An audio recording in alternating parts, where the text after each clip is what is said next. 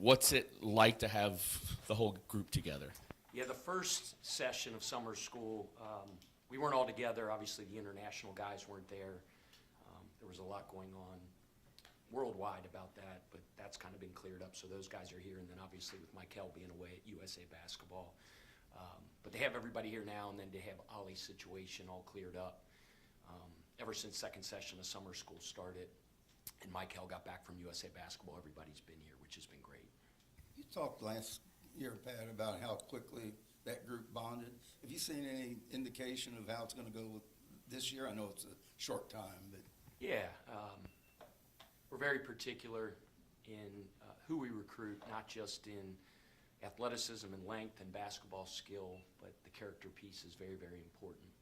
And it's much easier to put together a team that's centered on that power of the unit, which is based on love, with guys that's their true nature. That's who they are at their core. So I loved how the guys have come together, how chemistry's starting to come together. And like I said, they've all only been together now for about a week and a half, 2 weeks.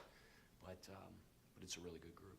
Pat, speaking of the international guys, what sort of vibe or dynamic do they provide to the team as opposed to what would be different to maybe a domestic prospect? They're not from this country. You know, they speak different languages. Obviously, you know, you look at Mo's a young kid. His best basketball's ahead of him.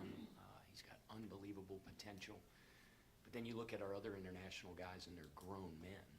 You know, obviously Ali Khalifa's been in college basketball for a long time. But with Sananda and with Zoo, those guys have been played professionally for multiple years. They come in as freshmen, but you know, I say they're different than most freshmen. They're hairy chest freshmen, as I like to say, grown men. You know, and just competing at such a high level against grown men, you know, puts them way ahead of the curve in terms of the adjustment. 22-year-old freshman is unique to college basketball, but not going to be unique moving forward. It's going to be more of that with college basketball.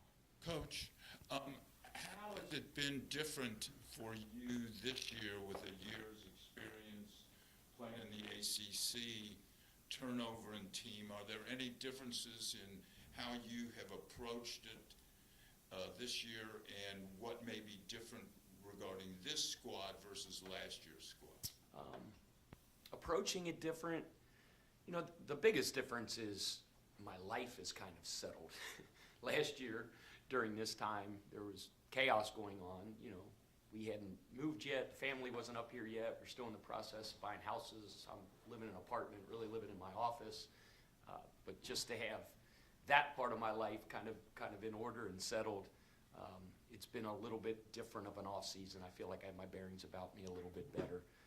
But as far as doing something different, I mean, every team is different. I've said it before. It's like Forrest Gump said. It's like a box of chocolates every year, you know. And part of this summer, with all teams around the country, is figuring out their team.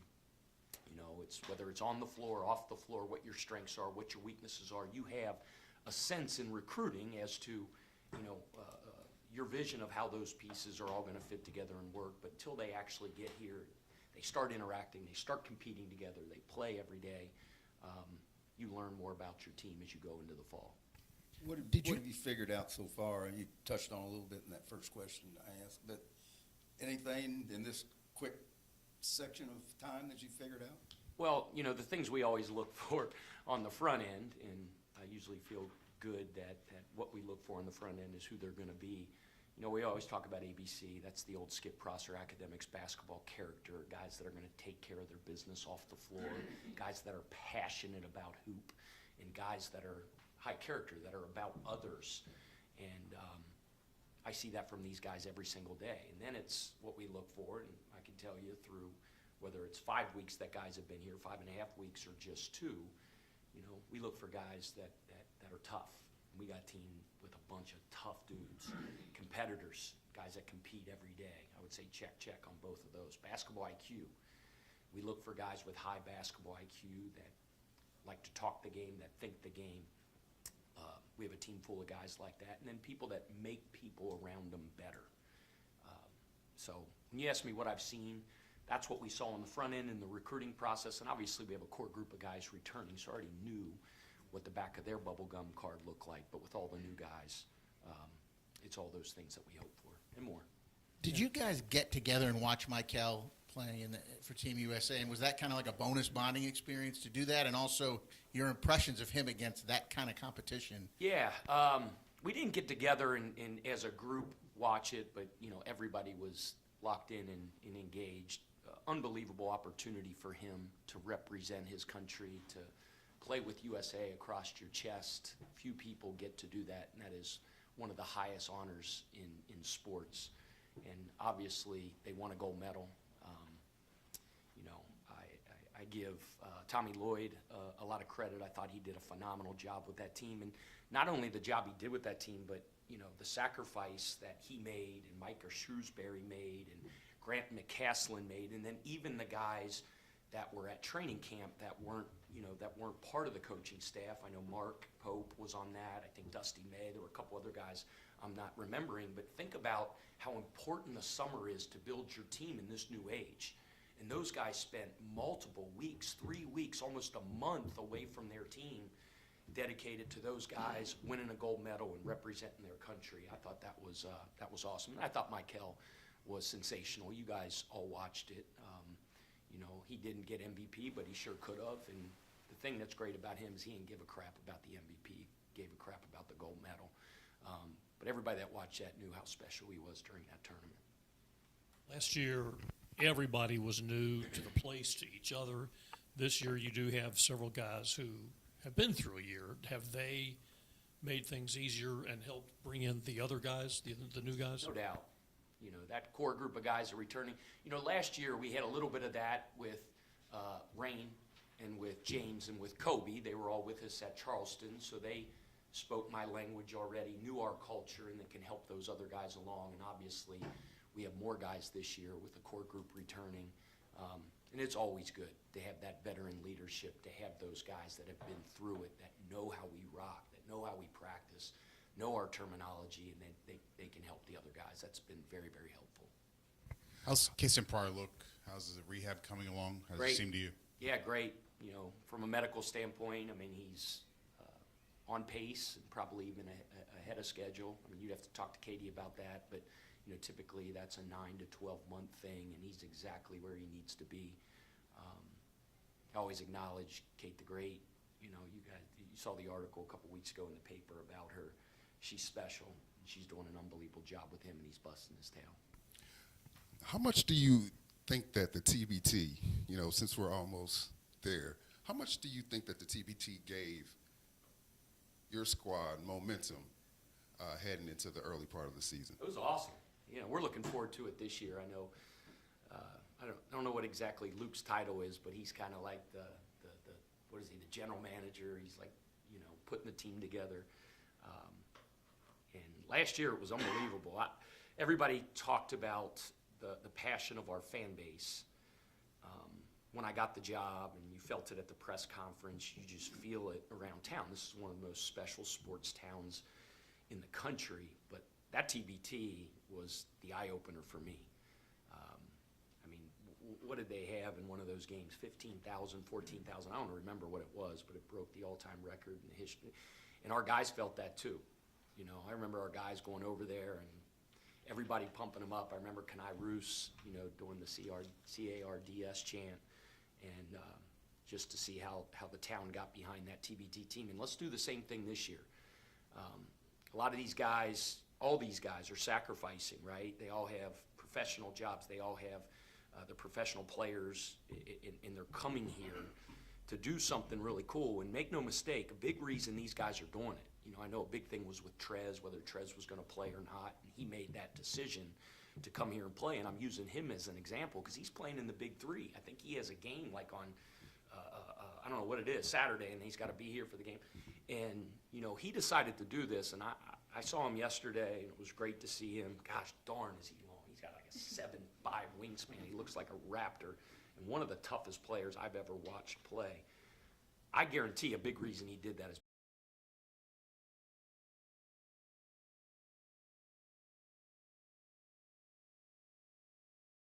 wonderful. heart, and I don't think people give him the credit that's due to him of the job he did with last year's team. You know, even though he wasn't on the floor, man, he was a coach. He was an extension of me. He was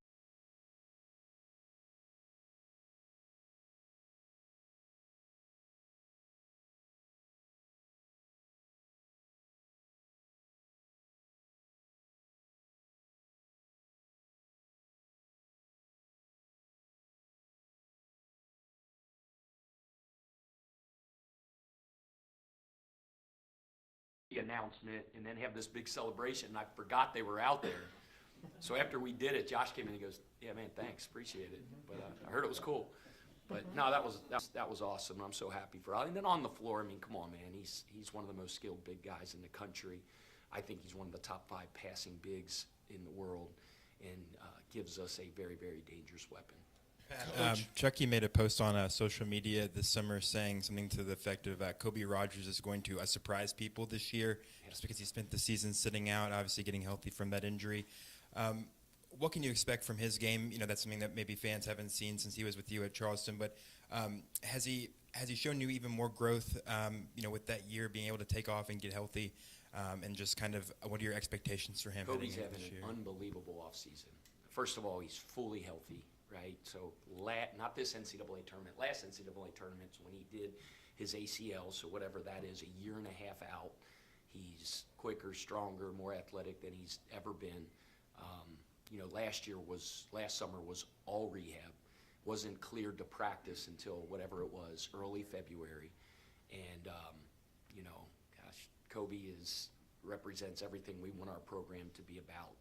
If the ball's bouncing, you open the door in the Kieber Center, Kobe Rogers is in there. And we got a program full of guys like that. I mean, that's being hoop dudes is what we celebrate all the time. But he's playing as well as he ever had in his career. He's a phenomenal leader, and we're relying on Kobe big time this year to be really, really good for us. Coach, I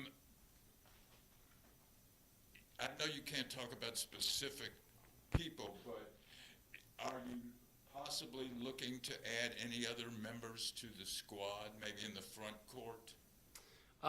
If any that fit your criteria are available. Yeah, I mean, for all intents and purposes, for this year, our roster's set. You never say never, and you never know what's going to happen. But you know where our roster is where it's going to be, and we're pumped up about it. And Coach, no matter who what you are go your- with as a starting lineup, you're going to have multiple guys who've started who can't start here. How do you keep this many guys happy? I mean, that's the And manage case that. with every team every single year. You know, like everybody wants to start, everybody wants to play. That's if you have guys on your roster, and I'm talking every NBA team, every college team. If you have guys on your team that don't want to play more minutes, don't want to start, don't want a bigger role, then you know they're not competitors. You want guys that are that way. I think one of the strengths of our team is our depth. We talk all the time about the power of the unit. You know, we thought last year the strength of our team was our depth, and then you had injury, and you had injury, and you injury, and then we get down to the NCAA tournament, and like, where the crap is everybody? So the strength of our team is strength in numbers, and we got a locker room and a program full of guys that are 2 feet in on winning and being a championship caliber program. And all those things will play itself out, right? Like we talk about competing every day in practice. And you know, we think we have some of the most competitive practices in the country, and that's where roles are defined, and that's where minutes are starting to be divvied up. And that process will go all through the fall into the first game. But you know, I think everybody's probably saying right now this time of year, depth is our strength. I really believe we have one of the deepest teams in the country, and it'll be a major weapon for us. Pat, Coach. what is your thoughts on playing Kentucky so early in the season, the earliest the Battle of Bluegrass has ever been played? Yeah, you know, scheduling's hard. It's like putting a square peg in a round hole sometimes, and when you're setting up a date with a program, they have dates, you have dates that work, and you're going back and forth, and the one that we were able to land on was that one. That's just the way it goes. Coach, speaking of schedule, last year you blamed Josh for scheduling Tennessee early on which was a turning point for you. This year's schedule, you've multiplied it, and my question is, are you going to take some ownership for the non-conference schedule this year? Am I going to take credit for it? Is that what you said? Or? Just a sum of the ownership. Sure. I have very, very smart people around me, and I lean greatly in scheduling on Josh and Brian Cloman, and it's kind of a team effort in putting it together. Look, you know, the way the season ended last year, you know, and we got an 8 seed, it is what it is. And, you know, I've said this before in some interviews. After the season, you start trying to figure out why, and you're calling the scheduling gurus, and then in the ACC head coaches meetings, like everybody's talking about the metrics and what you look at and how you can build your schedule based on this metric and this metric, this metric. At the end of the day, what Bubba Cunningham told me, who was the chair of the NCAA tournament selection committee, was they're human beings in a room and they're all going to decide what they're going to decide. That person might like the Ken Palm metric, that guy might like the net, that guy might just do the eye test, that guy might do that. They're human beings and they're not held to a structured standard of selection. So what I do want to do is make sure that when we get there and the selection committee is looking at us, they know one thing: Louisville didn't duck the smoke. They didn't duck the smoke. So that was our approach this year. And how it all plays out, I don't know. You know, Coach Prosser, my mentor, like, he was in my office right now, we were talking scheduling, he'd probably hit me upside the head and go, "What the crap are you doing?" And maybe he's right, but we're not ducking the smoke. We're not. And when it gets to that point with the committee and they're looking at the seed of Louisville, it's not going to be like the caliber of teams they played weren't right. Like, we ain't dealing with that. You know, you can't sharpen your teeth eating oatmeal, and whether it ends up being the best strategy in the world, I don't know, but that's what we decided. Bring it. Pat, I was listening to a sports talk radio show this morning, and the guy on there says, "I've already made my reservations for Indianapolis in the Final Four, expecting Louisville to be there." How do you temper high expectations like that? And I know you probably don't even mention the Final Four this time of year to your guys. How do I temper that personally, or how do I temper it with my team? Team. And personally, too. This is going to get boring because I always say this stuff over and over and over again. It's that weightlifting session now. And then it's the half team group that we have at 1:30. And then it'll be the next half team group that we have at 2:30. And then tomorrow it'll be the team session. And then it'll be, that's it. That's it.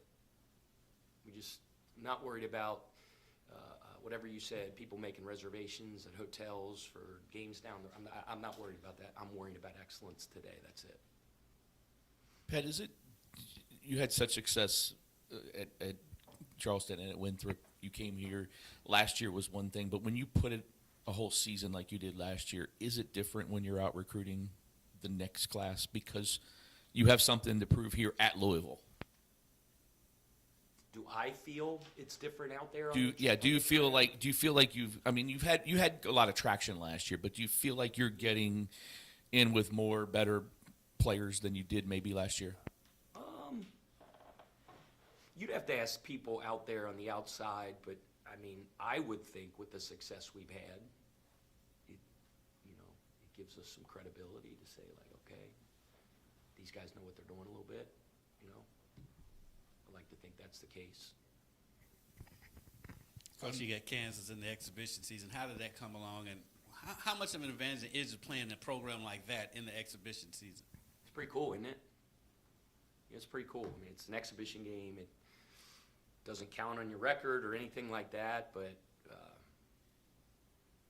as I mentioned, this is one of the best sports towns in the country. And you guys are media members, but you're also part of this community. Does that get you pretty fired up for an October game against Kansas at the Yum? What I'm hoping for is about 20,000 people. Pretty cool. pretty cool way to start the season. I would think not only here in town, but around nationally. Is it on television yet? We don't know that yet. Should be. Be pretty cool. I don't know. Last year we had 2 exhibition games against non-division ones. And then you look at, obviously, went into the Tennessee game, and I've said it many times, we got literally and figuratively punched in the mouth. And, when we went down to the Bahamas in the summer, as I told you, one of the guys that took my bags at the hotel was in the starting lineup with the one team we played that evening.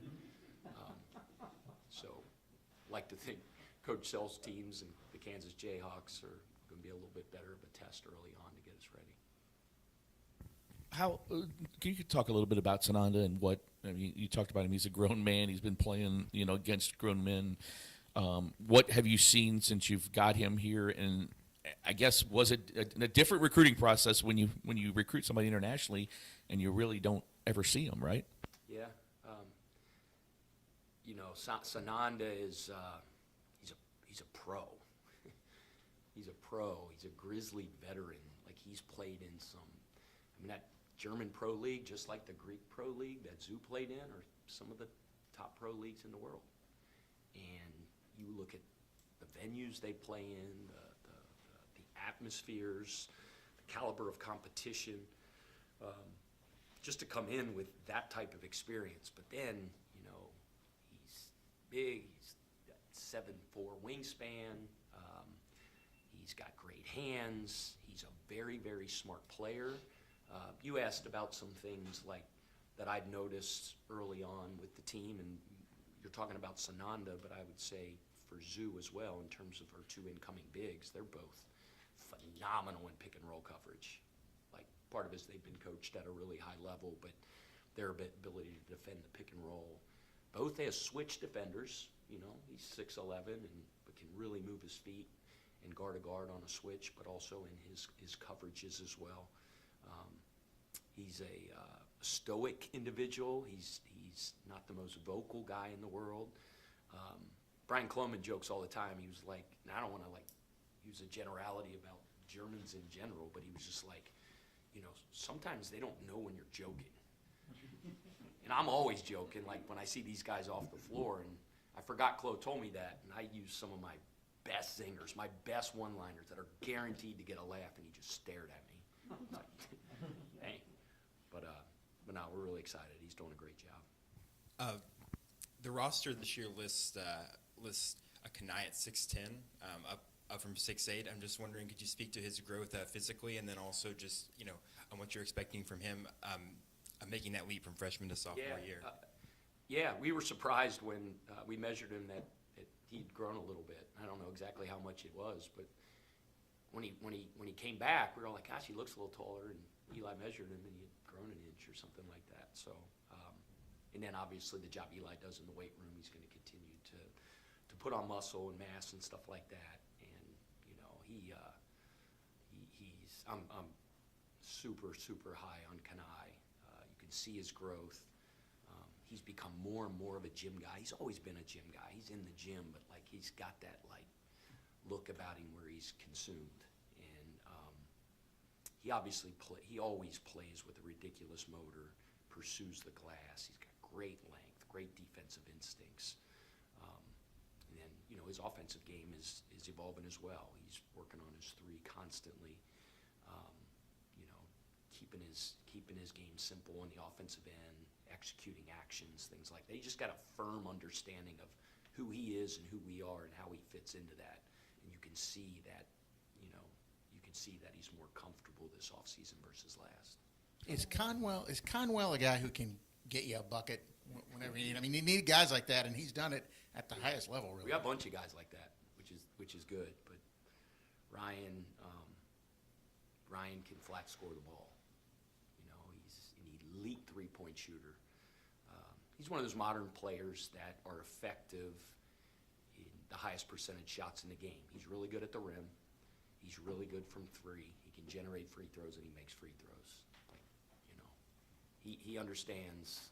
He played for Josh Ertz, played for Sean Miller. Josh's system's probably a little bit more similar to ours, and like when I talked to Josh about Ryan, he just came out of his shoes, just like Sean Miller did, like phenomenal kid. I just saw Sean the other day. Sean goes, you know, I said, how's Ryan doing? And I said, man, he's great, phenomenal kid. And he goes, you know what? It doesn't change. Like when things get down, when things get bad, like he doesn't change. But going back to Josh's system, like Josh told me, like he knows where his bread is buttered, at the rim from three, and getting to the line. And great leader. Really excited about Ryan. Can you speak to seeing your guys get a shot at the NBA and how your system prepares guys for the NBA? Yeah, I mean, gosh, you know, you look at how Terrence Edwards' game was unleashed. You look at Chucky Hepburn, how his game was unleashed. And, you know, you look at Rain, you know, Rain even going to a higher level here and better players around him, obviously his game went up. You look at, I like to think a big part of it is that we just inject so much confidence into our guys. You know, like I for instance, using Chucky as an example, like Chucky was playing a little tentative early last year, like in the preseason and things like that. And, you know, he put a text or a tweet or a text that I sent him early in the season. He put it out on social media, and like I just told him, you go play with the most unbridled confidence you've ever played in your life. You go hoop. Obviously, the standards are to play with unbelievable toughness and intensity and guard with every fiber of your being. But from the offensive end, man, you go have fun and you hoop. And the fact that we play with such pace, we play one of the most modern styles in college basketball from an offensive standpoint, and our guys flourish. What's been your take so far on this new system of sharing of revenue with athletes directly? I mean, you obviously didn't have to do the complete overhaul of a roster that you did last year, but just what's that been like navigating the space now that players are getting paid directly from the school? Yeah, I mean, it's good that the settlement is finally, you know, it's done, right? Now we for so much there was speculation, will it, won't it, will it get approved, and then there was all this other stuff. Just the fact that it's done, and we have some parameters, we have guidelines, we've pressed the go button, and you know, obviously outside the settlement, there's true NIL as well, and it'll just be really interesting. And I think there's a collective want-to in college sports right now to try to make this work. Change is inevitable, and this is one of the most seismic shifts in the history of college basketball the last couple of years, both with the transfer portal and with NIL, and this new change is, but you know, you like that there's some structure now, and I think everybody's committed to make this work. How big was it to get Javon back for another year for this team? Huge. Huge. Javon embodies, I say this a lot, but he truly embodies what we're about. You know, he's as committed to his game and his body and his mind and our system and his teammates as anybody I've ever coached. We talk about wanting the smoke in scheduling. Javon wants the smoke in the biggest games and the biggest moments. Like, he doesn't blink. I think back to like that Clemson game in the ACC tournament, and it was the closest thing to football that I've ever seen on the basketball court. Like, it was as nasty, knockdown, drag out, prize fight, really any game I've ever coached. And like, he was in every scrum. He was competing for every ball, whether it was on the floor or up in the air. And he comes to the sideline, and he's playing a cajillion minutes because our rotations were really small with Rain being out and things like that. And he just never gets tired, ever. And he sets the tone every day with his work ethic. He's always the guy, one of those guys that are the first one there and the last one to leave. And he's one of those guys that's around the clock being about the right things. His sleep, his nutrition, his recovery, he is as regimented as anybody and really sets a great example. So we're unbelievably blessed to have him back. Along those lines, where do you see his game going in year two, and what does that ceiling look like? Yeah, I mean, I think it really continued to go like this last year. I mean, you could see we did a lot of unique things with Javon especially as the season progressed. We not only used him in actions as a pick and roll screener, we would put the ball in his hands to create kind of inverted pick and rolls where you have to make tough decisions when a guard or a shooter's defender is setting the pick and roll on him. And he's a mismatch problem because if you switch, he can turn his hips, and he's a very effective power post player. And, you know, if you try to leave your big on him, he's good at taking them off the bounce. So, you know, I feel really comfortable with Javon grabbing the rebound, pushing the break, initiating our fast break without having to outlet to a point guard. He's really grown in a lot of ways.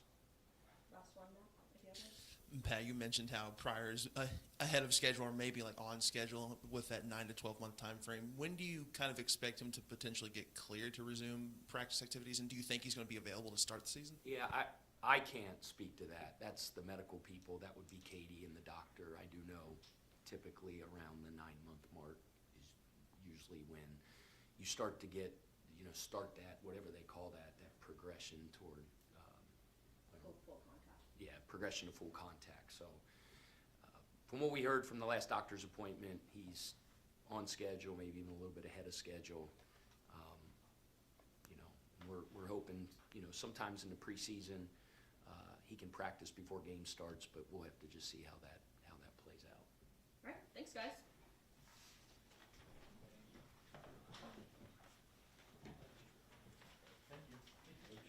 Appreciate y'all.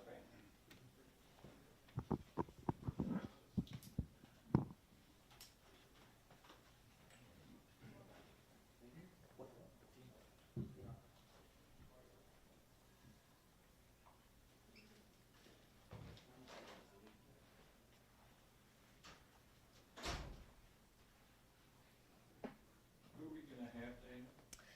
Ollie and Michael, Javon, and Kobe. I think they'll be in that combination.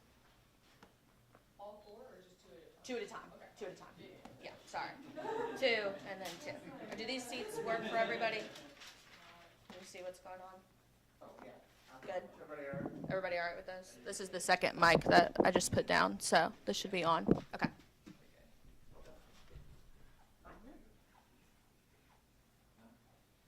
You want any big trips this summer? Going to Iceland and Greenland. Nice. 3 weeks or so. Get out of this damn heat. I don't blame you. So those have been the last 2 summers. I took a trip to Oregon last summer. Yeah, in you Maine 2 years ago. It was you're just- going out west this year. I haven't had anything planned. Things coming up. Well, it's the first time I've ever been to Florida in the summertime, but I try to avoid it, but we had a big family thing down there, so we would go out and sun. Nothing but enthusiasm. I mean, Stay home. So we've gone all January, down in South America. Say, Yeah, I remember that. Yeah. He's lost weight. He's in shape. Figured we better stay home. Yeah. He's the type of guy. And we've got, besides ice and green, we've got Swedish stuff. That's the big one. It's cool. So, Well, didn't Bettino used to do that after being out drinking with his buddies? Shit about that. Then he'd still be there for his Big 6 West, a.m. big on the West treadmill. trip. My wife doesn't back out. Park City, San Diego. This guy's from his family, like 3 or Just to 4 see friends. I can't do that. Do much hiking. Well, that makes a little difference. Well, it might Park City.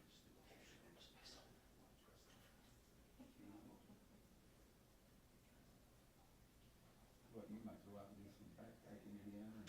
I went to Smokies for a weekend in June. I don't know if I'll go back out there.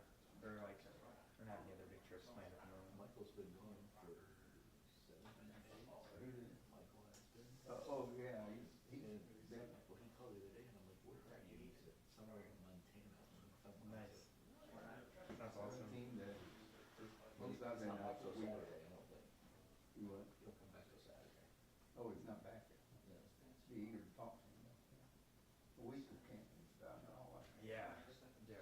I did it poured down rain. It was, I planned that trip before baseball hosted the Super Regional. Well, I like, when we go on these trips, we typically don't camp. These Smokies. It was the same weekend as the baseball super regional. I just already planned the strip. I was off work. I was like, but it poured down rain. I guess like every night we were out there. I didn't really. It wasn't too bad, but Not the whole time, but I don't like the smoky. It's too crowded, too damn hot. Summer hiking going there. Sports person would like to replace my horse. Oh, they would. I get it, but. Anything in Colorado?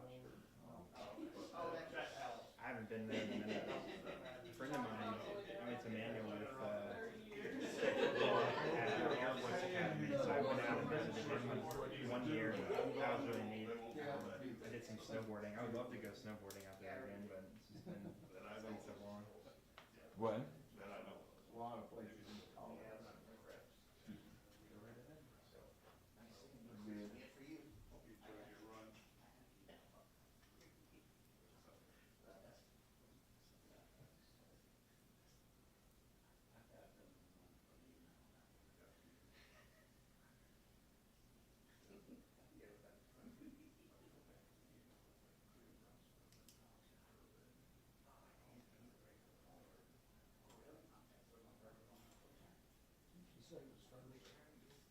No, just a combination.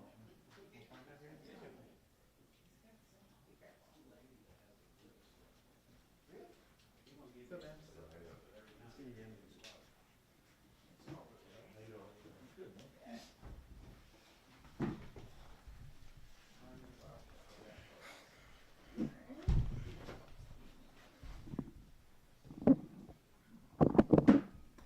Okay, everybody good? We'll go ahead and just get started. If you can, for these guys, just since we're new, if you can say your name and your outlet, just so they can start to put names to faces before you ask your question. Brooks, go ahead. Yeah, hey Ollie, Brooks with the Courier Journal. Could you just take us through what that, I guess, like a month of waiting probably felt like, maybe longer for you, just trying to hear back from the NCAA about whether or not you could play this year, and just your feeling that day that Coach Kelsey told you that you'd be eligible to play? Yeah, I mean, it was very stressful. It was 2 months for me. I knew back in April that I wasn't eligible. But it was very stressful, and I was very relieved that obviously I got eligible back a month ago. But I was very confident too that I would be eligible with the right supporting staff we have, our compliance team, Josh Hurd, our lawyers and everything, and like my supporting, and my teammates as well, my brothers, they supported me throughout the whole process, and the community of Louisville. That was big, just seeing social media just supporting me and wanting me to play. But like I said, it was very stressful because if I wasn't eligible, I don't know what the next step would be. But I'm glad they got it right, and I'm be able to play next year. Michael, Kent Taylor with WLKY, the CBS station here. What did that month playing for Team USA, all the success you had, what did it do for your confidence maybe? I mean, you obviously had plenty of confidence. You knew you could play, but against that level of competition and as well as you played. It was great. I think it was needed. Going in there and winning another gold medal for Team USA is like no other.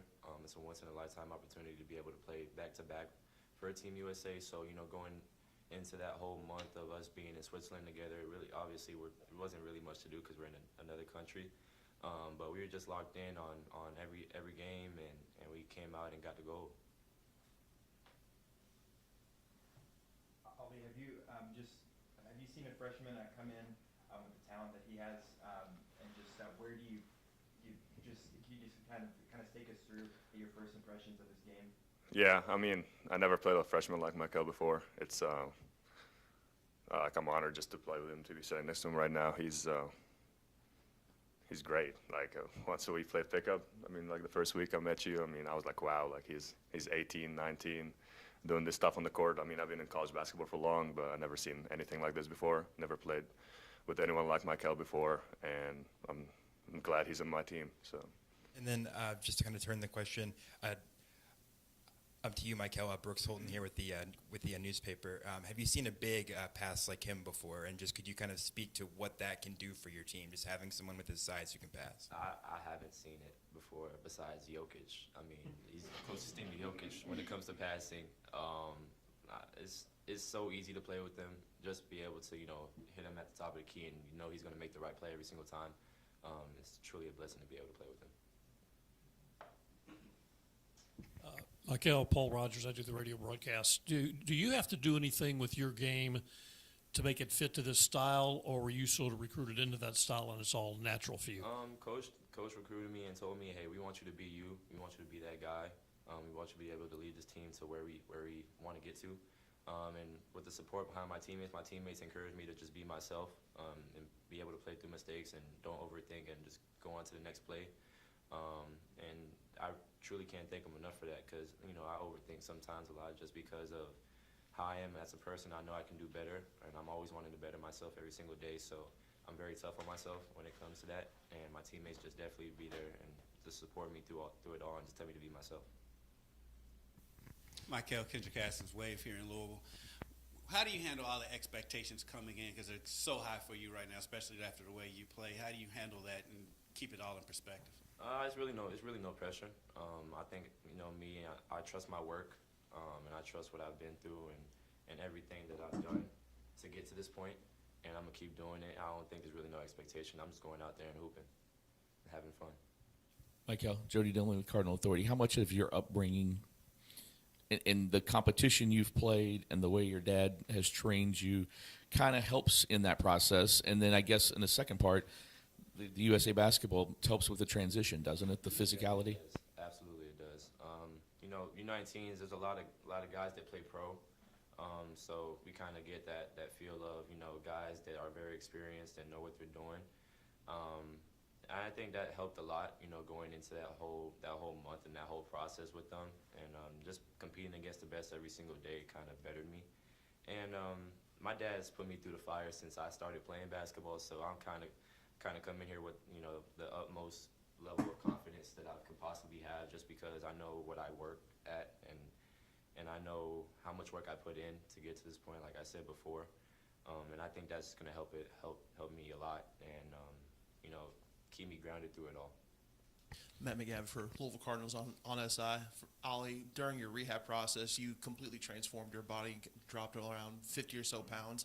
How has that helped improve your overall game, and has that unlocked an aspect of your game that maybe you hadn't tapped into as much beforehand? Yeah, I definitely feel a lot faster than I played at BYU. Like I said, I lost about 55 pounds, got stronger. Like I said, like cardio on the court, just be able to play for longer minutes without getting tired.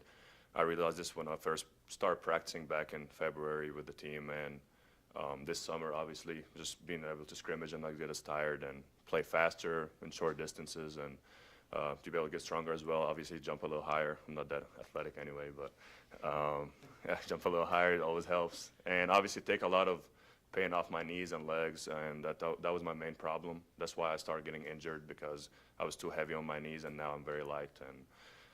But yeah, just I feel a lot lighter and a lot better, and I'm really excited. So. Ollie, you saw the crowds grow last year in the enthusiasm, in the Yum Center. The fact that I guess the Villains, the student section, sold out like that this year with their memberships. How much does that, you guys look at that and be like, man, that's pretty cool, and how much do you feed off the energy? Yeah, it's like a sixth player on the court, like Coach always says. It's obviously seeing the student section growing after every game, especially in some games when it got packed out in Tennessee, and then we lost, and then they started not showing up again, and then they showed up after every game after we were winning. It's a sixth man on the court, just seeing the energy, feeding off the energy. First thing comes in mind, that Pittsburgh game when Chucky had 6 threes in a row, and that's when we started like ramping things up, and it's just amazing to have like the Villains like that, and obviously the whole Yum Center is just amazing, one of the best environments in college basketball, and I'm glad to be part of it. Ollie, there's these other players who are also foreigners here. Have they in any way depended on you to kind of acclimate to American Kentucky lifestyles? Yeah, I mean, they just got here 2-3 weeks ago, and yeah, I mean, our whole teammates, we're trying to hang out with them, trying to get them introduced to the American lifestyle. Obviously, it's going to be pretty rough at the start because it's a different country and different everything for them. But, I mean, they have us. We're 25 strong. Everybody's trying to help them. And I think they're getting along very well, especially Zoo, I would say. I feel like he's been here for like 5-6 years. he always called me to hang out and stuff. Obviously Sananda and Mo as well. But I feel like I'm a guide for them because I've been here for 5-6 years. I'm an international myself. I'm the only international on the team before them, obviously, and I'm just glad to be here. So. Ollie, when you sat on the sidelines all last season, what kind of vision do you think that's helped you gain now that you're back on the court, and kind of what were you learning from Pat Kelsey's style?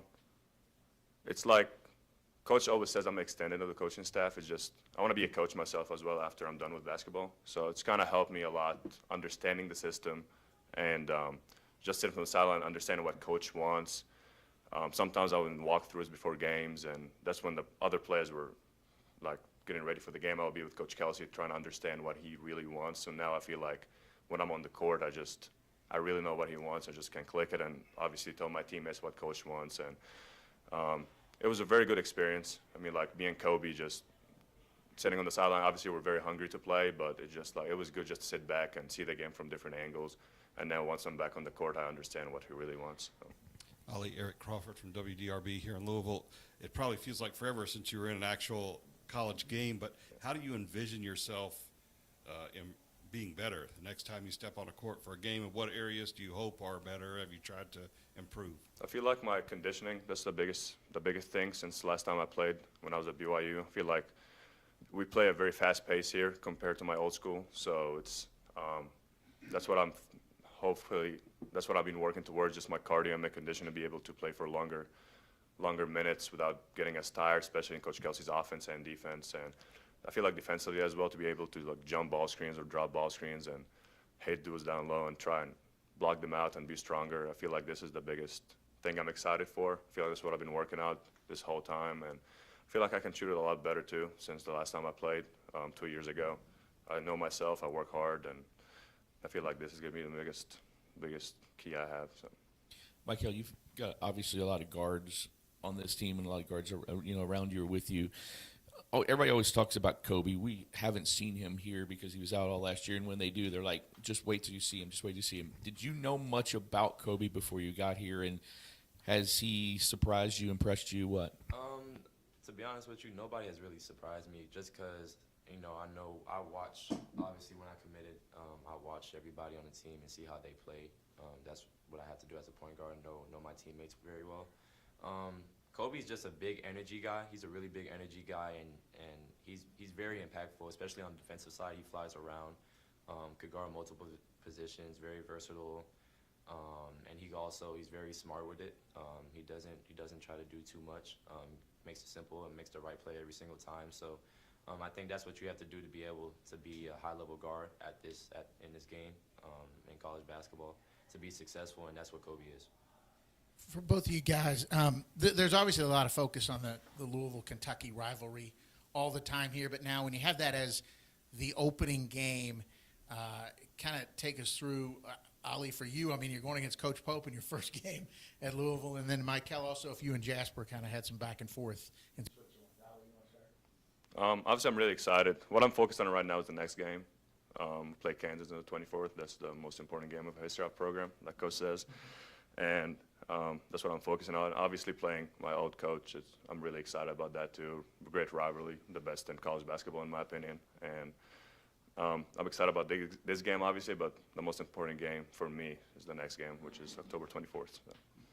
I'm going to say the same thing. The most important game is the next game, that October 24th game. But besides the point, me and Jasper talk about it all the time. This is going to be a big-time game in a big-time atmosphere. And like you said, it's the best rivalry in college basketball, we feel like. So, like I said, we're just ready for the next game. That's October 24th against Kansas. Two more. Michael, you had mentioned that before you'd even stepped foot on campus, you'd spent a lot of time kind of scouting the team and teammates and whatnot. With the amount of high-level scorers and overall playmakers that the team has, as the point guard, how much easier does that make your job? It makes life a lot easier just to know that I could trust other people with the ball in their hands. They're going to make the right play every single time. That's what we teach here. That's what PK teaches. That's what his whole coaching staff teaches, just to make the right play and the simple play. And that's how we're going to play, and it's going to free up a lot of things for me. And like I said, with this dude being the hub, I mean, it makes life 10 times easier. So I can't wait, and I'm excited. Brandon, you have one? Or anyone? Last one? Yeah, Serena Raboyne, WHAS 11, the ABC station. Michael, after playing with so many of the young stars that are coming into the league like you, what do you think it's going to be like just facing against some of them? I think, we talk about it all the time. We talk about it at USA on how, the matchups, we want the matchups and we want to play against each other. Just all of us coming into college basketball right now, just hungry and very excited and eager to play and to get out on the court and hoop. But like I said, the biggest game right now is the next game, and that's against Kansas, and that's going to be very fun. So. All right, thanks, guys. Thank you.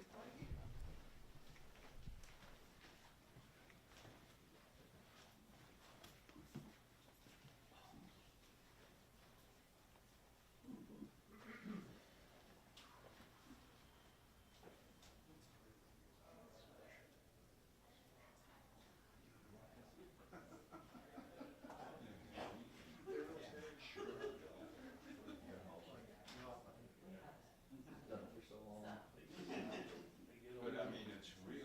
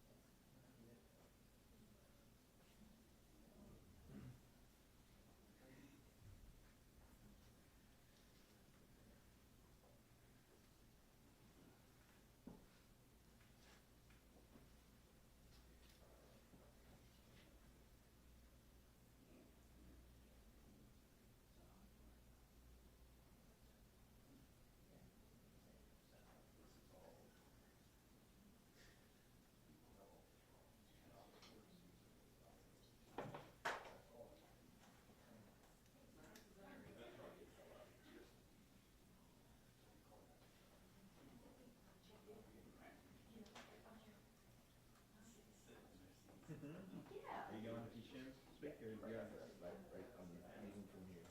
Driving? Fine. Yeah. Because I'm going to football media day afterwards. Oh, smart. Yeah. CL's doing the same thing. CL will be there. I said CL will be down in Peachtree if you went after today. Said my girl's back Saturday.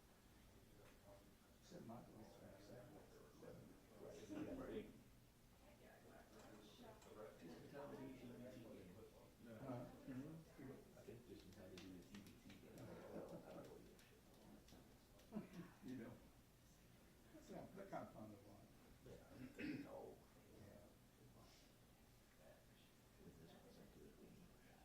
What's that?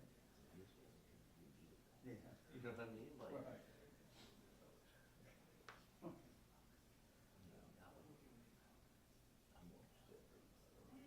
those guys, Plus, I don't know. It's a sweet spot. I feel like of getting like 2 games, 3 games, because like the traffic is really good on that. Then after a few games, I'm like, all right.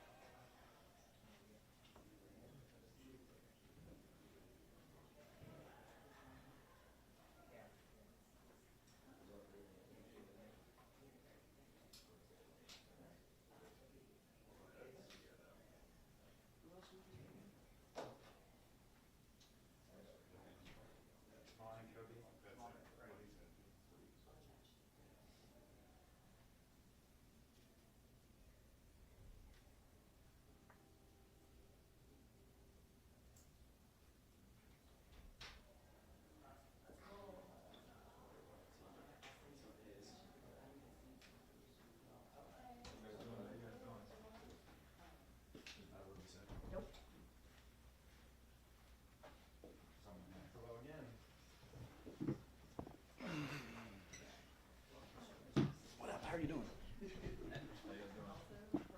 All right, same thing, guys. If you can introduce yourselves, just because I know Javon knows a lot of you, but Kobe's new to the room. So if we can, do we have microphones? We lost track of our microphones. Okay. Paul, you can go ahead if you would like. Paul Rogers, Louisville Radio. Javon, for you last year, it seemed like as the year went on, you became more and more of a real vital cog to this team. With this group, do you have a feeling yet? Will it be the same? Will your role change? Do you have any feel for things yet? Not really in particular. Just gonna continue to do what I can do to help this team win. Whatever role that is, that's always what I've strived to do in my career. Just play my role, and whatever the team needs, I'll do. And I do look to take that leadership role over, along with Kobe, Ali, a lot of the veteran guys on the team. We have a lot of those, so it's going to be a good year for leadership. Kobe, Russ Brown, KentuckyToday.com. What benefits do you think you got from sitting out last season? I know it wasn't easy, but I would say definitely just being able to see the game from a different perspective. Being on the floor, everything's so hot, everything's so fast, everything's so quick. So being able to sit down and kind of slow down, read the game as like a coach, help out the young guys, help out the new guys, and kind of see it in a different perspective. I think being able to sit out, I've been able to read the game even better, get my body healthy, get my mind right, and just get ready to do what I can to help this team win. Matt McGavick for Louisville Cardinals on that side. Kobe, both you and Ollie sat the whole season while you rehabbed injuries.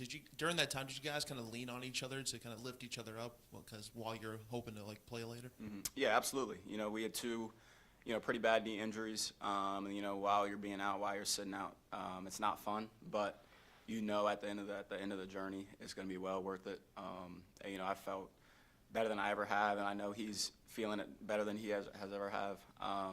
And now we're just excited to get on the floor and show what we can do. Javon, Jody Dimlin, Cardinal Authority, was it difficult at all to make the decision to come back, or was it just kind of automatic in your mind that I want to be here for another year? It was definitely a bit of a process, just because at the end of the day, it is what's best for me, myself and my family. And at the end of the day, we just came to that conclusion that coming back for another year at Louisville was that right decision. But it did take us a little bit to make that decision, just because my family is the most important thing to me. I'm a big family guy, and we just came to the conclusion that coming back to Louisville, and I'm super excited for my next year. Do you remember telling Coach? Did you tell Coach? How did it kind of come about, and what was his kind of reaction? Yeah, it was like when I committed again. He was yelling through the phone, and he was super excited. So that made me feel good as well. Just being wanted to that level, so that made me feel good. Eric Crawford from WDRB here in town. For both of you, you saw every bounce of the ball last year, and now you're getting to see the infusion of new guys with returning guys. What are your impressions of this team? How's it different? What are you excited about? What's different, I would say, just a bunch of new faces, a bunch of new different types of game, different skill set, different styles of game. But one thing I think that's not going to change is how good we're going to be. We surprised a lot of people last year, just with how well we did, how quickly we made wins happen. But I don't think this year it's going to be a surprise for anybody. We know what we're expecting. We know what we want. We know what we can achieve. Now we just got to go get right, get all the chemistry, and get all that stuff sorted, and we're ready to go play. I'm Brooks Holton from the Courier Journal. This could be for both of you. Just how tough was it to hear after you saw him work all season to get healthy? I guess in April that you learned that Ali might not be able to play, and then having to deal with that 2 months of just kind of being in limbo, and then flash forward to that big team meeting you had where PK dropped the news that he was eligible. Could you kind of talk about what that process was like for you all, and what he adds to the team with his passing ability? Yeah, that process is, I can't even begin to imagine how hard that process has been for him, getting denied twice and, kind of almost on your last leg, trying to, play in college, as, every kid's dream is, at the high major level. We just try to do it the best that we can as teammates and as leaders and, as his friends, ultimately just, continue to lift him up every single day, letting him know that if he needs anything, we're there for him, just all those good types of things. And, Ollie's such a great dude, and just when we found out that he was eligible, coach tried to play a little trick on us and said, I'm sure everybody saw the video. He brought us down just to bring us back up, and when we all heard that he was eligible, it's a next level feeling just because his character, his leadership. We call him the Egyptian magician too. Like his passing ability, just the way he reads the floor, and he's like another coach out there. So it's going to be next level having him out there. Did you really was there a moment where where he starts on that whole spiel about him? Did you kind of feel your heart start to drop? Did you kind of feel like that there might be something up? The whole day was just a little odd because people that don't usually come in as often as they do were starting to pop up, and I was just like, there's got to be something going on today. But then he started just going down a deep hole. We're gonna no matter what, we're gonna be really good. And then he was like, you could start to feel like, oh shoot, maybe this is it, maybe he's done. And once we got the positive news, just the emotions. And I think you can just tell from the video how excited everybody is, not just to have him be a part of this team, but the work that he's put in all last year, all off season. He deserves a chance to get out there and show what he's got. Yeah, Mark Ennis with ESPN Louisville. Everybody that sees a Pat Kelsey practice talks about how it's different. What's different to you guys, and do you enjoy watching new guys sort of get their first taste of it? Yeah, I think everybody that even comes to a practice knows that the energy is real, not just with Pat Kelsey, as everybody knows, but with everybody as well, like the entire coaching staff, all the players. And I think it was Adrian Woolley that he lost his shoe. And they were over there playing tag, running around on the court trying to get his shoe back. So it's just like those little things that, make the team just continue to mesh, quickly. Adrian Woolley got the first taste of the Pat Kelsey culture, and I'm sure there's going to be many more with the new guys. Javon, at the end of the year, no case in the way the rotations were. You were kind of one of the bigger guys out there. You've got some friends that have showed up from other places. I know Mo's a young guy. The other two guys are older guys. What's it like to have them, and kind of talk about how they've adjusted? Yeah, I know it's hard for international guys to come over here for sure. I feel like they're doing a really good job. All of them, Sananda, Mo, Zoo, just all those guys have just come over here. Take it upon themselves to get to know the culture. Got to go around Louisville a little bit. They've enjoyed it so far from what we've understand. And on the court, just their energy level, they bring a next level energy. I'm sure you guys have seen the videos that they post on the social media and stuff like that. They just bring a next level energy that we're gonna really need throughout the season. And it'll be good to have some more big bodies down there. So it's gonna be hard for teams to rebound against us. That's for sure. For the two of you, Javon, you can go first. Kendrick Haskins from Wave here in Louisville. What's it like when you have a coach who's just as liable to go out there and chest bump everybody and fist bump everybody when something exciting happens as is anybody else on the bench? Yeah, that's just kind of what we expect of him. He's made that standard. He's made that culture. And from day one that we understand that he's our head coach, but at the end of the day, he is like one of our friends out there. We could talk to him with anything. Like you said, we could fist bump, chest bump. He's out there diving on the floor, getting in drills. It's kind of just like a really good environment that you want to play in. So, obviously, a lot of us are super excited to start this new season. And then I would say, just following that up, that energy, it only makes you want to do more for the team, more for him, more for this program. But one thing about PK, he'll never shy away from any challenge at all.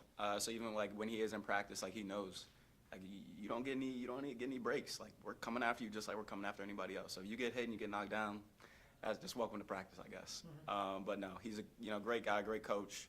And he's an even better mentor, father figure. Just seeing the way he interacts with us, interacts with staff, interacts with his family and the kids and everybody else.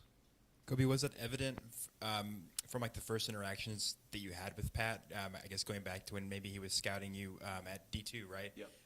Could you kind of tell that was that was like a genuine thing? And then what does it mean to you to kind of have him take a chance on you back then, and then to now be here on the stage at Louisville? That's been the family thing has been one of the biggest things that kind of stood out to me. because we're both from the same city, from the same high school basketball conference. So at the first, time he started recruiting me, a lot of people that I knew also knew him. So being able to have, that mutual friend that we trust, that we love, that we care about, and they're all saying the same things that I've heard from everybody else around the city, it kind of just gave me that extra boost of confidence. Like, he really does care about me more as just like a player that's trying to help him win and get a better job somewhere else or whatever. But no, I mean, him taking a chance on me to go to Charleston and then now taking a chance on me bringing me here, even after my knee injury, I feel like it's only right to put my best foot forward and do what I can. A lot of people, don't see like my worth or whatever as big as like other pieces on the team, which, whatever my role is, whatever I need to do to help the team win, that's what I'm going to do. For both of you guys, you saw the energy in the Yum Center last year. Was it what you expected, and as it got bigger and better as the year went on, was that energy and that kind of what you guys expected? And talk about what you expect maybe this year and how important the students, became in that section. Pat was running up and down at the end of games, how important they became. Yeah, I think Coach Kelsey, running up and down is, just a great viewpoint of like how much we, appreciate everybody that comes out here. He wants to make sure that we show gratitude. We're thankful for all the fans that come out every single game. It's a huge home court advantage, obviously playing in the big Yum Arena. We know we love playing in there. And even like on the road and stuff like that, just like the Louisville fans just coming out to every single away game and just like having, that fan base just continue to travel and have faith in you, win, lose, or draw, like that just means the world to us, and, it just makes us want to play harder, and, especially with this upcoming season, and all the hype around this season, like we know that the Louisville, fans and students are going to show out, so we're excited for that. But yeah, I would say, the first time just getting in the Yum for a game, just feeling that energy, feeling the crowd, like the noise, especially from the bench, they get it on the floor, so they get that extra interaction, but, being able to sit back and kind of just look everything over, it just really put, just like an emphasis on how blessed I am to be here and how blessed I am to be, part of this community, part of this program. So we're really excited. Can't wait to see Card Nation out there this coming season. Serena Raboyne with WHAS 11. For both of you guys are returners. You kind of know the program, but seeing all the new transfers and newcomers coming in, is there anyone that's jumped off the page, maybe it looks a little different than they did in film, that has impressed you guys in practice? I would say Mo. Everyone knew he was an athletic freak coming in. But, just a simple couple plays that he's made in the two or three live practices that we've had, just, kind of puts you in awe. Just like, wow, once he cleans up some parts of his game, gets more consistent on the shot, et cetera, which everybody's got to do, no one's here is already in the NBA, so no one's already perfected their game at all, and I don't think everybody will. But Mo, I think, has just shown, bursts of, a special player in the making. I would just say everybody, honestly. I mean, I don't have anybody that really, just everybody in general, just everybody's willingness to come in and, learn right away. It's not easy to go into a new program right away and, ultimately, get used to the culture, the way the system works and everything like that. And I feel like everybody that's, transferred in, newcomers, international guys have done a really good job of, trying to understand, whether that's watching film, like just trying to understand the system a little bit better, and that's going to go a long way for sure. You've played a lot of college basketball, and you've had a lot of teammates. Have you seen a young guy like Michael, though, who can maybe do what he does at that young age? Yeah, no, at that young age, no, not really. I mean, Michael's a special talent, and I think everybody does know that. And, I think everybody's excited to, go out there and, see him, go out there and do what he does, especially just having him, at the point guard position. We have all different types of flavors, Michael, Ryan, Kobe, Isaac, Woolley. Like, we have so many guards play, that point guard 1-2 position that, we have all types of flavors. So it's going to be really tough to guard us. Kobe, Kent Taylor from the CBS station here in Louisville. I know, the next workout's the most important thing, the next practice. We get all that, but the Cincinnati game having a game on the schedule in your hometown, in that downtown arena, did that add a little juice for you? You can tell us, it's the summer. As much as fun of game that will be, especially, you know, being able to be back in the hometown, back where all my family and friends are at, you know, that's a little too far down the line to get ready for. So, you know, all I'm worried about right now is going to help out these little kids across the street here in a little bit. Anything else for these guys? Can either of you guys, have you ever caught yourself quoting Skip Prosser? I've tried it out a couple times with my mom, but, you know, she's not really trying to hear none of that right now. But, no, occasionally, but that's just all part of the program. You know, it just kind of gets fused into you the longer you're around. Javon, do you not have Uggs? Because everybody else. No, I do. I bring them out in the winter. Yeah, when it gets cold. Yeah.